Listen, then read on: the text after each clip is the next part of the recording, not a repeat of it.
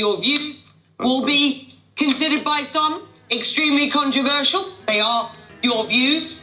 Good to have you on the show. I disagree. My name is Lowkey. I'm a hip-hop artist and political campaigner and student of history.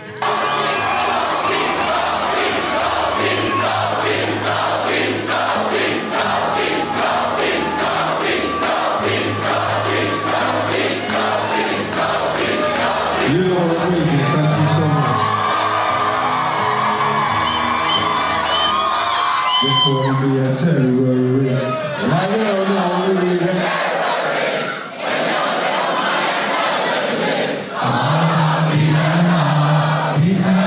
But they calling me a terrorist.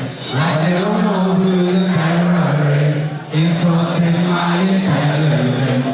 All how these people dropping the score. Thank you for that amazing introduction. It's an honor to be here among you. In 1600, when the East India Company was founded, Britain produced only 1.8% of world GDP.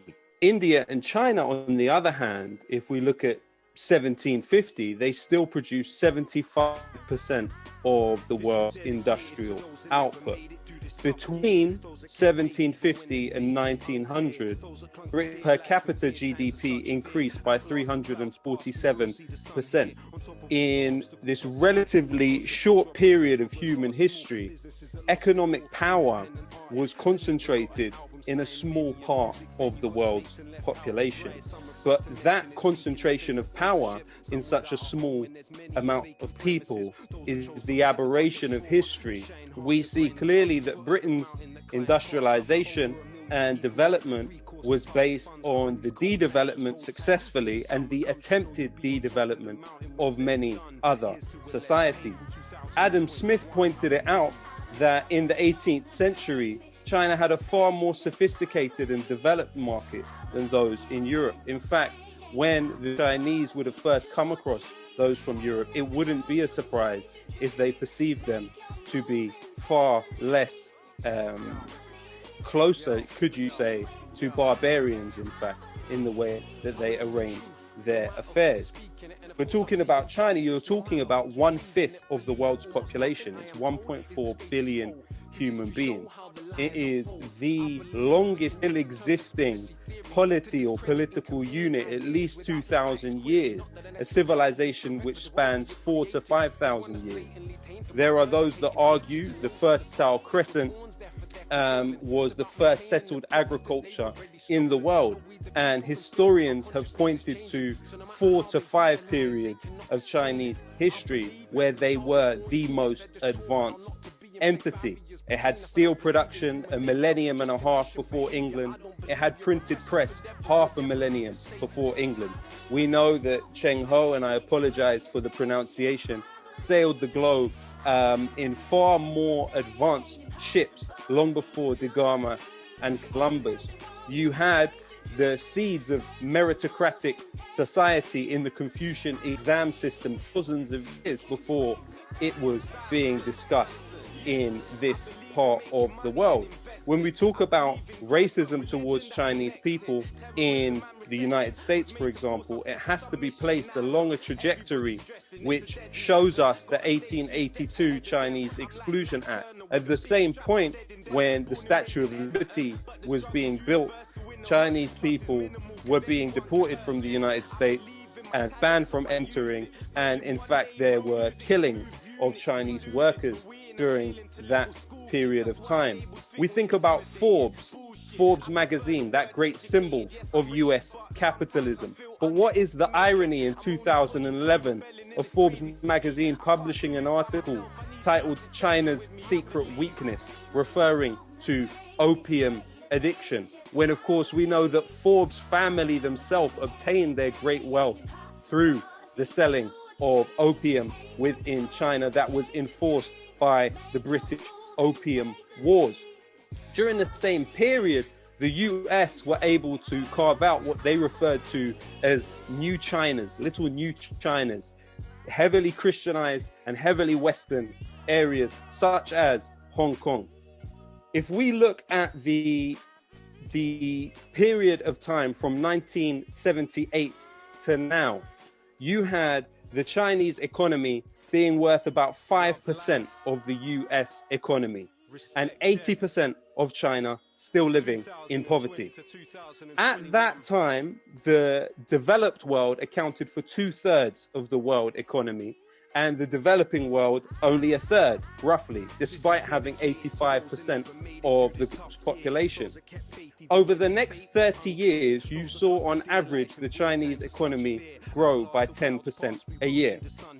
We are at a stage now where the 20 fastest growing economies in the world, not one of them is European, and several of them are former British colonies. Now, by becoming the #1 exporter and manufacturing power in the world, China lifted between 750 million and 800 million people out of poverty. During that period of time, you are talking about 2/3 of global poverty reduction. And it's been projected by many that by 2030, China will possess 1/3 of the world's economy. There are those that project it would be twice the size of the US economy by that stage, and larger than the US and European economy put together. Even if you look at the China Development Bank and the China Export-Import Bank, they have given more loans to countries in the global south than the World Bank as of today. And the question is that as a country which has huge human resources, but relatively tiny natural resources, and 1/5 as much water as the United States, has 8% of the world's cultivated land, which has to feed 22% of the world's population, what China has achieved is nothing short of miraculous. One of the lines which people often aim at China is the carbon emissions. So while they overtook the United States in 2007, the emissions per capita are still 1/7 of the US carbon emissions. And in fact, over the last 40 years, the extent of China's effect on climate change has been 1/6 of that of the United States. But what also is important to note is that 40% of China's energy consumption comes from producing goods for Western markets. So it is in that way that a lot of Western companies have been able to export their carbon emissions. Studies looking at 15 major pandemics in Europe, from the Black Death to the 1918 Spanish flu. And of course, the Black Death is believed to have wiped out half of Europe's population, is that the economies were depressed in terms of investment between 30 and 50 years following those outbreaks. Now, the question is this. In the United States, one of the things credited with lifting them out of the Great Depression was World War II, because it provided jobs for people through the army. It provided jobs for people in terms of weapons manufacturing. Another point about the Black Death is that it led to a huge rise in anti-Semitism and an innovation in ways that so-called plague spreaders could be targeted within European society, focusing also on so-called witches, but also that the racism that this pandemic will give a boost to will be directed in that way. And there is no doubt that the military-industrial complex, that the ghouls from organizations will be looking to turn this into a way to scapegoat China. Now, how will Britain deal with the United States that is pushing for war with China? Well, the reality is that Britain exports more to Ireland than it does to all of the BRICS nations combined. You're talking about a society where 62% of the population can only speak English, and 34% of the population think it would be good if the British Empire still existed. By pinning themselves to this orthodoxy and this projection of some sort of Anglo-Saxon power around the world, Britain going against the natural movement of history. China is currently surrounded by 400 US military bases. And I would say that the US would do well to remember, as Danny pointed to, the 56,000 US soldiers that died in Korea and the 58,000 that were lost in Vietnam. The world is not with the United States. It is more isolated than it has ever been. The international community, especially on the subject of China, means nothing anymore, even within the Five Eyes network, which the United States has had to rely on. Who is the largest trading partner for Australia? It's China. Even other allies like India that the United States may rely on to use as a proxy against China, their largest trading partner is also China. Brazil's largest trading partner is China. We're talking about having been for 110 years, the United States, the world's largest exporter, has been replaced by China. And that's not something that the rest of the world has a huge amount of problem with. If you look at the Belt and Road Initiative and the 70 countries that are involved in that, you look at the 16 plus initiative with the Central European states, even Greece and Italy are becoming closer to China.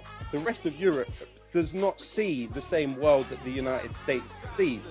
And what we have to be careful of in Britain is that sending of Obama here as the US ambassador will be linked to trying to force Britain to become more warlike towards China. Let's not forget that it was Obama trying to push TPP, and that was about China. So we're at a situation now where if Britain doesn't want to be completely isolated in the way that the United States is, then it will have to change its policy and divert from that route.